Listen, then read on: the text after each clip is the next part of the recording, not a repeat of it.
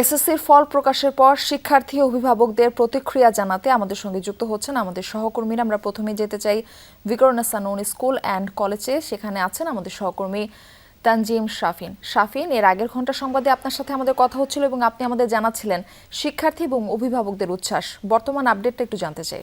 নিজ প্রাঙ্গণে যারা এত বছর পড়াশোনা করেছেন, কঠোর পরিশ্রম করেছেন, শিক্ষকদের তত্ত্বাবধানে চলেছেন, তারা এখন তাদের এসএসসির ফলাফল পেয়ে উচ্ছ্বসিত।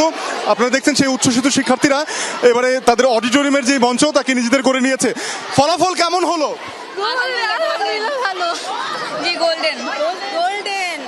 সবাই ভালো ফলাফল করেছে। এই যে পরিশ্রম সফল হলো, পরবর্তী লক্ষ্য কি থাকবে?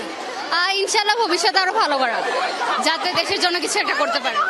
এই ভালো ফলাফলের কৃতিত্ব কাকে দিতে চান? আমার আব্বু আম্মু সবার, আমার আব্বু আম্মু, আমার শিক্ষার্থীরা সকলকে। সহপাঠী এবং সবার আগে বাবা মা, শিক্ষকদের কথা শিক্ষার্থীরা স্মরণ করছেন তাদের এই উচ্ছ্বাসের দিনে, উল্লাসের দিনে। আমরা আরো শিক্ষার্থীদের সাথে কথা বলতে চাই।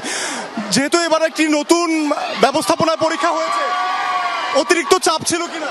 হ্যাঁ অবশ্যই ছিল, অনেক প্রেসার ছিল, ছিল এবং এই কোশ্চেনে অনেক ভুলও ছিল। হায়ার ম্যাথসে দেখছিলেন শিক্ষার্থীদের নানা ধরনের বাস্তবতার মধ্যে দিয়ে যেতে হয়েছে, তারপরও তারা তাদের যে কাঙ্ক্ষিত ফলাফলটি পেয়েছেন, যে কারণেই তারা খুশি এবং সন্তোষ প্রকাশ করছেন। আমরা একটু অভিভাবকদের সাথে কথা বলতে চাই। কেমন হলো ফলাফল, কেমন লাগছে? অনেক ভালো হয়েছে, অনেক ভালো হয়েছে, আলহামদুলিল্লাহ আমরা অনেক খুশি, সবাই গোল্ডেন পেয়েছি, আলহামদুলিল্লাহ অনেক খুশি। এই যে সন্তানদের পেছনে একটা দীর্ঘ সময় আপনারা দিয়েছেন এবং অবশেষে সেই ফলাফল আসলো, প্রত্যাশিত ছিল কিনা? অবশ্যই প্রত্যাশিত। বাচ্চারা অনেক ভালো করছে, সব বাচ্চারা ভালো করছে এবং সব বাচ্চাদের অনেক শুভকামনা রইল।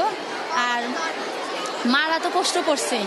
শুনছিলেন যে অভিভাবকরা বলছেন শিক্ষার্থীরা প্রত্যাশিত ফলাফল করেছেন, যেহেতু তারা কঠোর পরিশ্রম করেছেন। এবছর শিক্ষার্থীদের এক বছরের মধ্যে এই প্রস্তুতি নিতে হয়েছে এবং তারা সেই প্রস্তুতি নিয়ে যখন তাদের ফলাফলের যে মূল্যায়ন সেটি পেয়েছেন, তখন তারা আসলে সন্তোষ প্রকাশ করছেন। তো মারফি, এই ছিল আমার কাছে। শাফিন, ধন্যবাদ আপনাকে।